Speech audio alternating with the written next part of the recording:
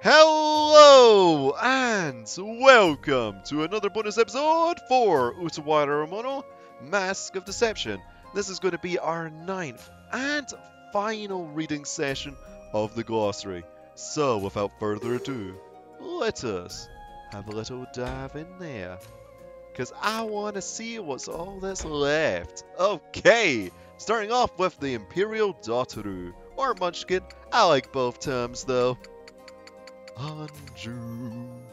Right, so I guess it's in relation to Yuppity Yup, the Mikado. After the demise of the Mikado, just as she was dealing with her worries over ascending the throne, Anju was poisoned and imprisoned. She was rescued by Oshita, Haku, and her friends. However, due to the side effects of the poison, her vocal cords were left severely damaged, leaving her near mute, and she remained in a near catatonic state. Okay, that way. Hello there, love. Right, so I guess this is in relation to, her pappy, I suppose. Her father is Suyankikar, the Olo of Shiahoro. However, Atoi finds his fierce parental love and idolization of his daughter a bit overbearing, and kept her distance from him when they reunited in Tuskuru. And we already know about the duality part as well, so Pekoinante. I don't really notice anything. I guess it's in relation to Tuskuru again?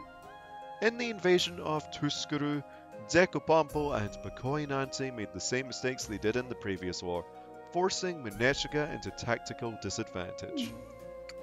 Dekopompo, probably a similar thing, just conveyed differently. Yep. So we'll just start with the in part bar. In part, to grant him a chance at redemption, Raikul, Munechika, and Dekopompo were ordered to assume command of the Tuskuru invasion. However, he repeated his tactical mistakes from the previous war, forcing Munechika's forces into dire circumstances. Intwa. Ooh. I guess it's the mother country part. Having abandoned her mother country, she was found by Honoka while wandering the imperial capital without purpose. Honoka hired her as a court attendant, and at the recommendation of Washi's, she was promoted to Anju's caretaker. When Anju was incarcerated, she led Haku and his friends to the princess, and aided their escape from the imperial palace. But when Vurai started to pursue Oshita, she left the imperial capital to alert Haku and her friends. Haku? Wouldn't be about the drink. Okay, yeah, I would say after. After participating in the war between Yamato and Uzurusha as a member of a detached task force, he regained his lost memories when the Mikado revealed his true identity.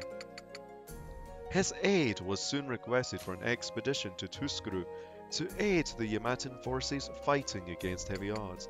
However, upon hearing that the Mikado had passed away, he returned to Yamato. He rescued Oshita, who was arrested and imprisoned on suspicion of the attempted poisoning of Anju, which had occurred soon after the demise of the Mikado. He managed to even rescue Anju, who had been imprisoned by Vurai. In their attempt to escape from the imperial capital to Inakumi, Haku and Oshita faced off against Vurai in a final confrontation. Having exhausted all his strength to defeat Vurai, Oshita entrusted his legacy to Haku in his final moments. Karuwa? Yep, it's going to be the demise part. Upon the demise of the Mikado, she remained one of Haku's most trusted allies in the city. Ultimately, she entrusted Kuon's care to Haku, revealing the aqueduct beneath the Akuro Kakuen that doubled as a secret passage to the Imperial Palace. Kiru. I guess Uzurusha? After the war against Uzurusha, he often took care of Shinonon. After rescuing Anju, he stayed in the imperial capital along with Ogi to help the families of Oshita's guards escape the city. Kuon, oh no gosh.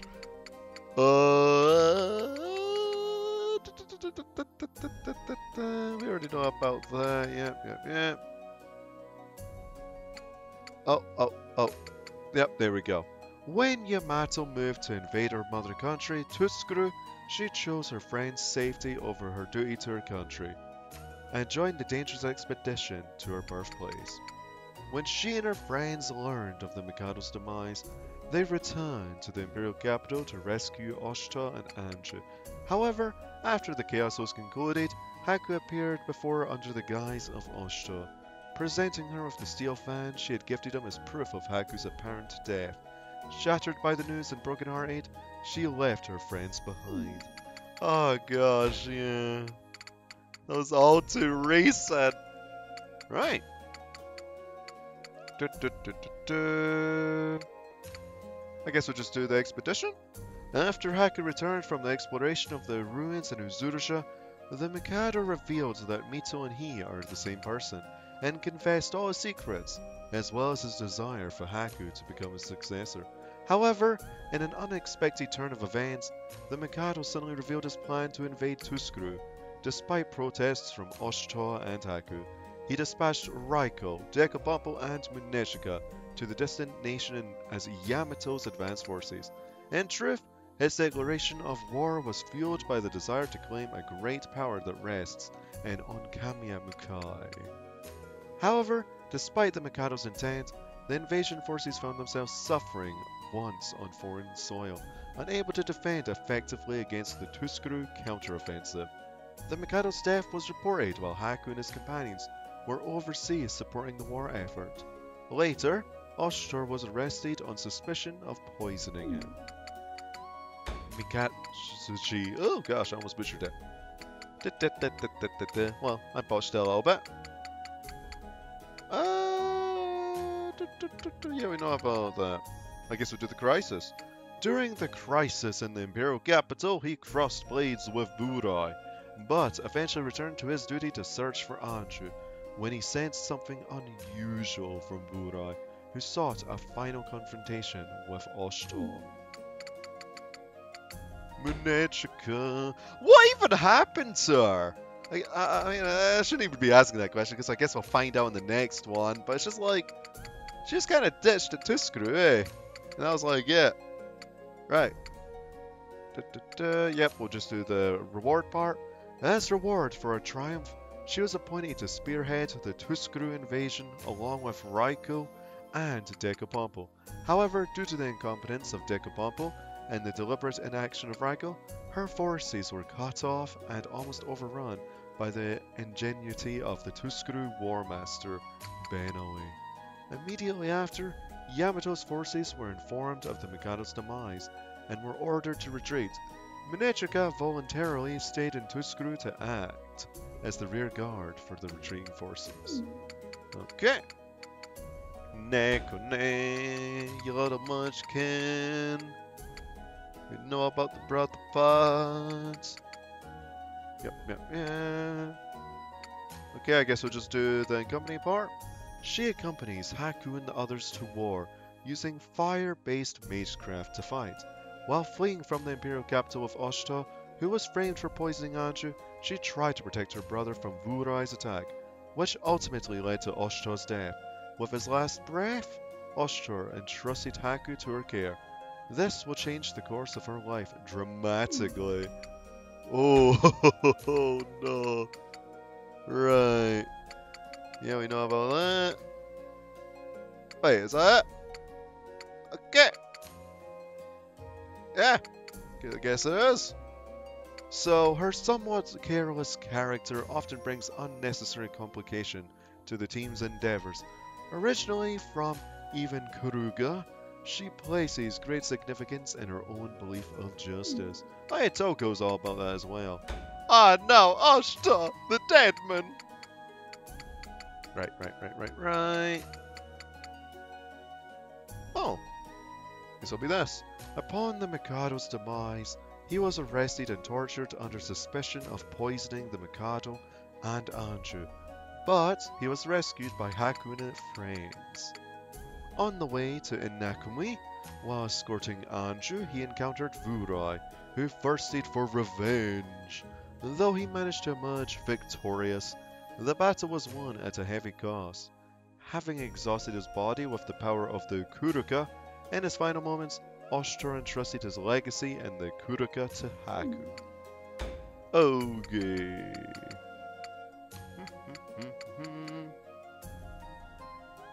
Yeah, we'll do that. After rescuing Anju, he and Kiryu stayed inside the Imperial capital to help the family members of the Imperial Guards under Oshito escape the city. Raiko.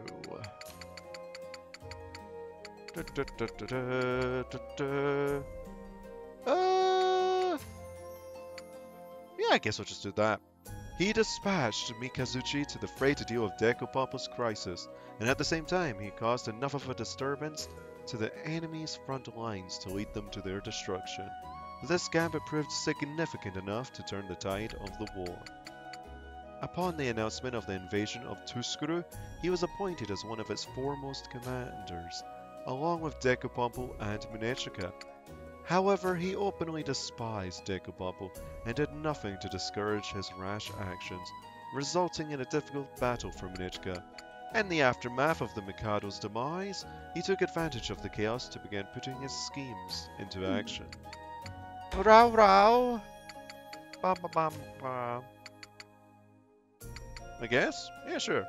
In truth, he is a famous artist of graphic novels concerning a particular special interest genre popular among girls. He has published many books, delighting many of his fans. His private life is shrouded in mystery.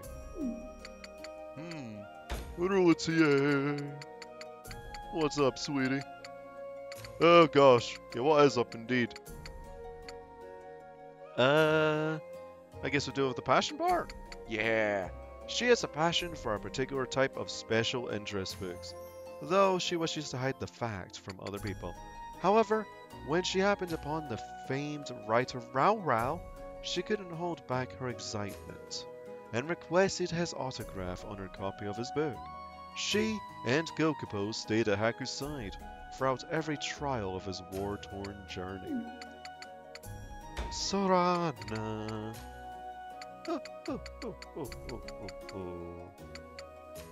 Oh gosh, I don't even know what's new! I guess we'll do the end battle bit? Maybe? No, we'll do the passion. Wait, whoa, the suicide part as well. I don't even know what's entirely new! I guess we'll just do this bit then. Their passion and rather warped sense of devotion is a constant source of confusion for the team. In battle, Sorana and Ururu get it mixed up, prove their usefulness by deploying elemental magecraft, creating magical barriers, and using other strange and arcane powers. Their unparalleled loyalty to Haku and their powerful abilities make them absolutely dependable allies in times of war. Shichiria. Wait, I don't even know what's new with you. I guess we'll read the whole thing. Raiko's adjutant. He is a calm and polite person, but possesses the skills to perfectly execute Raiko's precise orders. He physically resembles Miruji, who is from a kindred clan. Shinnanon! Oh gosh, what's new with you? I guess we'll just do later. Later, she joins Haku and his friends along with her father. She seems to be attached to Kiryu, but from Shinnonon's perspective, it may seem more like Kiryu is the one following her. Upon the invasion of Tsuskuru, she was left in the Korokakuen until Yakuwalt's return. She also played a crucial part against our fight against Vurai. I mean, come on, she held back. If she didn't hold back, Vurai would have been dead, right? Well, at that time. Anyway, Toka, aim the OG bay. Right. Oh gosh. Guess we'll start with this. Karla and Toka are Kuon's mothers, who had raised her in early childhood. She is someone Kuon holds very dear. In the chaos following the demise of the Mikado, she saw the group off as they departed to rescue Oshito by using the underground aqueduct beneath the Hakuro Kakuen. Ultimately, she entrusted Kuon's care to Haku. Whoa. Oh, there we go. Like Glossary, she originally hails from even Kuruga. Ururu.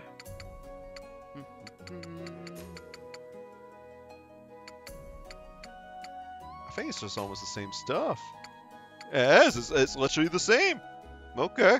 No reason to really read it. Other than, well, the personality quirks, of course. Anyway, something about Vurai. Yep, as after Uzurusha. Upon the demise of the Mikado, he suspected Oshita of foul play. When Anju was poisoned, he held fast to his conviction that Oshita was behind it, and arrested him, refusing to acknowledge the young and frail Anju as a worthy successor to the Mikado. He chose to imprison her. Next, Vurai plotted to make himself the next Mikado. He was defeated by Haku and the party, who came to rescue Oshita, and they took Anju from his custody. However, Vurai was enraged. Left alive after the battle, he believed that Oshita had taken pity on him and refused to finish him off. In his final duel with Oshita, Vurai unleashed the full power of his Akuruka, but they were equally matched. Driven back, Vurai ultimately fell from a great cliff and disappeared into the abyss below. Yeah, he's not really confirmed dead, is he? When you think about it, oh no. Oh, he might return! Ooh! Right. There we go, Tuskuru.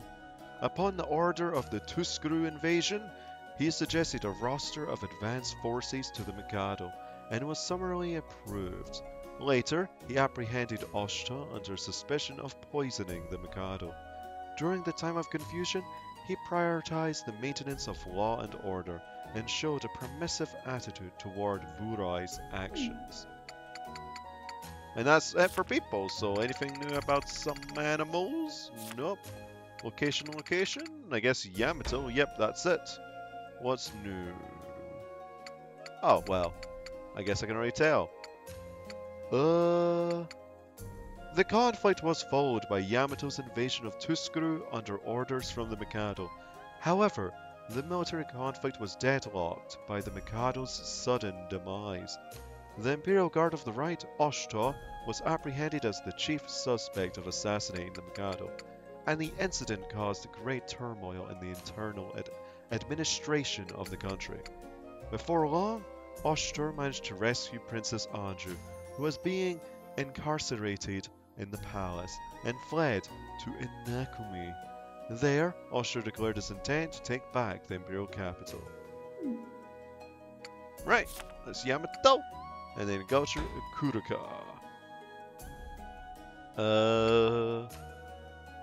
Yeah, we'll just go with the mobile mask part. There are multiple masks, and each has a distinct set of special powers. Only the Kuru Turuka can bring out those powers, but it is said that eventually the mask will fuse together with the wearer and steal their soul. Yeah. Guess that kinda happened with Oshita, didn't it? Anyway, even Kuruga, a small tribe of elite warriors that live in the highlands. They have their own code of philosophy, based on the values of honor and justice. Due to extraordinary integrity, other tribes praise them highly, saying that righteousness is with even Kuruga. Akorokaku Inn. Okay. The innkeeper, Karua, built the inn when she first arrived in the nation and missed the baths of her homeland. The hidden room on the top floor contains her personal quarters. There's a hidden door underground that leads to an imperial water source. Okay. And that's it for culture. What about lifestyle? Anything new here? Oh! Yep, that flower. Tsimanonona. A plant that blooms a large flower during the summer. It has yellow flower petals and grows upwards towards the sun, for which some call it the sunflower. In Yamato, it is known as a symbol for energetic children, as well as a symbol of the Mikado. And it's miscellaneous. Oh, well, steel fan. Oh, gosh. Fans. Okay. Ukon determines that poison is meant to be poured into them. After the death of Oshita, Yeah. And Haku assuming his identity. It was returned to Kuon by Haku in disguise, intending it to serve as proof of his own death. And that's it. That's everything in this glossary. The only thing that's really missing is one thing in relation to the tutorial, but that actually has something to do with something post-game related. Yes, there is a post-game to this game. Don't know when I'll do it. Maybe I will. Mainly due to the fact that I really want to get straight into, well, Mask of Truth. But then again, we could always fit it in at some point. But all it really is combat maps from what I can tell. There is a little bit of dialogue too, but it's unvoiced from what I noticed. Which is rather unfortunate. Because when you think about the entire game as well, voiced. But, anyway folks, thank y'all for watching this bonus episode of Utawarerumono, Mask of Deception. And I'll see you next time with some Mask of Truth. Soon enough if you want to join me there. So, ta-ta for now.